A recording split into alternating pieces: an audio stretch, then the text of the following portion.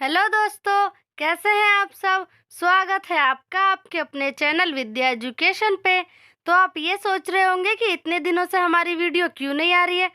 तो क्योंकि मेरी थोड़ी तबीयत खराब हो गई थी, मेरे मुंह में थोड़े छाले हो गए थे, इसीलिए हम अपनी वीडियो डाल नहीं पाए। लेकिन अब से हमारी वीडियो रेगुलर आएगी। आज का जो हमारा टॉपिक है वह है भारत की मिट्टियों के बारे में। आज हम आपको बताएंगे कि भारत में कितने प्रकार की मिट्टियाँ पाई जाती हैं और उनमें कौन कौन सी खेती की जाती है। तो जैसा कि आप जानते हैं कि भारत एक कृषि प्रधान देश है और यहाँ की ज़्यादातर आबादी कृषि के क्षेत्र में कार्य करती है। भारत के हर राज्यों में अलग अलग तरीके की खेती की जाती है। भारत के कृषि क्षेत्र में इतनी अच्छी खेती होती है कि यहाँ की वस्तुएं सिर्फ भारत के लोग ही इस्तेमाल नहीं करते, बल्कि विदेशों तक भी निर्यात की जाती हैं। तो अब आप ये सोच रहे होंगे कि भारत के लोग इतनी अच्छी खेती कैसे कर लेते हैं। तो क्योंकि यहाँ पर कई तरीके की मिट्टियाँ पाई जाती हैं।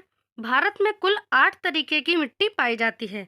आज हम आपको इस वीडियो में उन्हीं 8 प्रकार की मिट्टियों के बारे में बताएंगे और उनमें कौन कौन सी कृषि की जाती है, किस तरीके के पदार्थ उनमें पाए जाते हैं, ये सभी। तो पहली है जलोढ़ मिट्टी। हिमालय से निकलने वाली सभी नदियाँ जैसे सिंधु, गंगा, ब्रह्मपुत्र, उनके गादों व अवसादों के निक्षेपों से बनी होती है जलोढ़ मिट्टी। जलोढ़ मिट्टी भारत के सबसे ज्यादा क्षेत्र में पाई जाती है। ये मिट्टी सबसे ज्यादा उपजाऊ है। जलोढ़ का मतलब होता है जल प्लस ओढ़, यानी कि ऐसी मिट्टी जो जल को ओढ़ ले। जलोढ़ मिट्टी सबसे ज्यादा उत्तरी मैदान में देखने को मिलती है और तटीय मैदान में। जलोढ़ मिट्टी को दोमट मिट्टी और कछारी मिट्टी भी कहा जाता है। इस मिट्टी में चूना तथा पोटेशियम की प्रचुर मात्रा होती है और इस मिट्टी में नाइट्रोजन, फास्फोरस और ह्यूमस की कमी होती है। जलोढ़ मृदा में उगाई जाने वाली मुख्य फसलें हैं चावल, गेहूं, गन्ना, दलहन, तिलहन और अनाज। जलोढ़ मृदा के 2 प्रकार होते हैं। पहला है बांगर, जिसे पुरानी जलोढ़ मिट्टी कहा जाता है। दूसरी है खादर, जिसे नई जलोढ़ मिट्टी कहा जाता है। अगली है काली मिट्टी। तो काली मिट्टी का निर्माण ऐसे होता है कि सबसे पहले ज्वालामुखी में विस्फोट होता है, फिर उसके अंदर से लावा निकलता है। फिर वो लावा जब ठंडा हो जाता है तो वो चट्टानों का रूप ले लेता है। उन्हीं चट्टानों को कहा जाता है बेसाल्ट की चट्टानें। फिर उन्हीं चट्टानों के टूटने से काली मिट्टी का निर्माण होता है। काली मिट्टी को रैगुन मिट्टी, काली कपास मिट्टी और लावा मिट्टी भी कहा जाता है। काली कपास मिट्टी से इसीलिए कहा जाता है क्योंकि इसमें कपास की खेती बहुत ही अच्छी होती है। और लावा मिट्टी इसीलिए कहा जाता है क्योंकि ये ज्वालामुखी के लावा के चट्टानों से निकल के बनती है। और क्या आप जानते हैं कि इसी मिट्टी का रंग काला क्यों होता है। इस मिट्टी का रंग काला इसमें मौजूद टिटेनोफेरस मैग्नेटाइट की वजह से होता है। इस मिट्टी में मैग्नीशियम, चूना और लौह तत्व तथा कार्बन की मात्रा अधिक होती है और नाइट्रोजन, फास्फोरस, ह्यूमस की इसमें कमी देखी जाती है। काली मिट्टी की प्रमुख विशेषता यह है कि इस मिट्टी में जल धारण करने की क्षमता बहुत ज़्यादा होती है। काली मिट्टी बहुत जल्दी ही चिपचिपी हो जाती है और सूखने पर इस मिट्टी में दरारें पड़ जाती हैं और इसके इसी गुण की वजह से इस मिट्टी को स्वतः जुताई वाली मिट्टी भी कहा जाता है, यानी कि जिसमें जुताई खुद से ही हो गई हो ऐसा प्रतीत होता है। काली मिट्टी किन क्षेत्रों में पाई जाती है।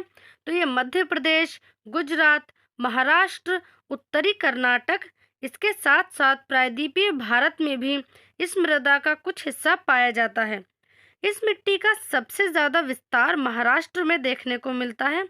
काली मिट्टी कपास की खेती के लिए सबसे ज़्यादा अच्छी होती है। जैसा कि हमने आपको बताया कि काली मिट्टी को काली कपास मिट्टी भी कहा जाता है, इसीलिए क्योंकि इसमें कपास की खेती बहुत अच्छी होती है।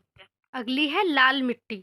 लाल मिट्टी का निर्माण शुष्क और तर जलवायु में प्राचीन रवेदार और परिवर्तित चट्टानों के टूटने फूटने से होता है।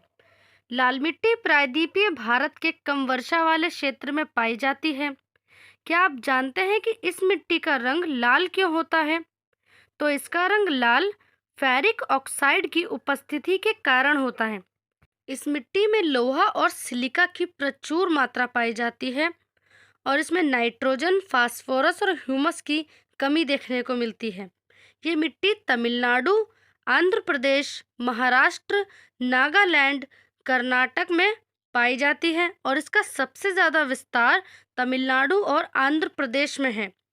ये मिट्टी बाजरे की खेती के लिए सबसे उपयुक्त मानी जाती है। जब लाल मिट्टी जल के संपर्क में आती है तो इसका रंग पीला दिखाई देने लगता है। अगली है लेटेराइट मिट्टी। लेटेराइट मिट्टी का निर्माण भारी वर्षा के कारण लीचिंग प्रक्रिया के परिणाम स्वरूप होता है। लीचिंग एक स्वाभाविक रूप से होने वाली प्रक्रिया है जिसमें घुलनशील पदार्थ वर्षा के कारण मिट्टी की ऊपरी परत से हटकर नीचे की ओर जाते हैं और निचली परतों में जमा हो जाते हैं। लेटेराइट मिट्टी में चूने, फास्फोरस, कैल्शियम और नाइट्रोजन की कमी देखने को मिलती है। इस मिट्टी में लौह ऑक्साइड और एल्यूमिनियम की मात्रा भरपूर होती है और लौह ऑक्साइड के कारण ही इस मिट्टी का रंग भी लाल होता है। लेटेराइट मिट्टी उस क्षेत्र में पाई जाती है जहां 200 सेंटीमीटर से अधिक वर्षा हो और अत्यधिक गर्मी पड़े। इस मिट्टी को मखरली मिट्टी भी कहते हैं। ये मिट्टी मुख्य रूप से केरल, कर्नाटक, तमिलनाडु, महाराष्ट्र के कुछ हिस्सों में और उड़ीसा, मेघालय और असम के कुछ हिस्सों में पाई जाती है। इस मिट्टी का सर्वाधिक विस्तार केरल राज्य में देखने को मिलता है। लेटेराइट मिट्टी में चाय, कॉफ़ी, इलायची और काजू की खेती के लिए सर्वाधिक उपयुक्त है। शायद आपको ये ना पता हो कि जिन ईंटों से हम अपना घर बनाते हैं वो ईंटें इन्हीं लेटेराइट मिट्टी से बनाई जाती हैं। अगली है लवणीय मिट्टी। जब मिट्टी की प्रकृति क्षारीय होती है और उसमें नमक की मात्रा बढ़ जाती है तो उसे लवणीय मिट्टी कहा जाता है। लवणीय मिट्टी को रेह, कल्लर, ऊसर मिट्टी के नाम से भी जाना जाता है। इस मिट्टी का सबसे ज़्यादा विस्तार गुजरात के कच्छ के रण में देखने को मिलता है। अगली है पर्वतीय मिट्टी। इस प्रकार की मिट्टियों का ज़्यादातर विस्तार पर्वतों पर देखने को मिलता है क्योंकि यहाँ पर हिमालय पर्वत हैं और इस प्रकार की मिट्टी यहाँ पर पाई जाती है। पर्वतीय मिट्टी कई जगह पाई जाती हैं जैसे जम्मू कश्मीर, लद्दाख, हिमाचल प्रदेश, उत्तराखंड, सिक्किम और अरुणाचल प्रदेश। इस पर्वतीय मिट्टी में सेब, नाशपाती, चाय की खेती बहुत ही ज़्यादा अच्छी होती है। अगली है मरुस्थलीय मिट्टी। इस प्रकार की मिट्टी में नमी की बहुत कमी होती है। इसका विस्तार भारत में राजस्थान, गुजरात, दक्षिण पंजाब और दक्षिण हरियाणा में देखने को मिलता है। मरुस्थलीय भूमि के कारण यहाँ पर कई गिनी चुनी फसलें उगाई जाती हैं जैसे मोटा अनाज, बाजरा, ज्वार और सरसों।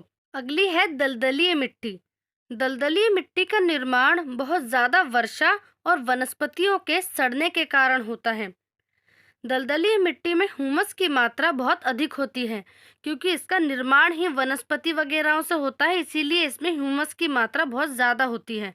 दलदलीय मिट्टी का विस्तार मुख्य रूप से केरल, उत्तराखंड और पश्चिम बंगाल के कुछ हिस्सों में देखने को मिलता है। अच्छा दोस्तों, आज के लिए इतना ही। तो आपको ये वीडियो कैसी लगी कमेंट करके ज़रूर बताएं और अगर अच्छी लगी हो तो लाइक और शेयर करें और ऐसी वीडियो देखने के लिए हमारे चैनल को सब्सक्राइब करें और तब तक के लिए पढ़ते रहिए, खुश रहिए।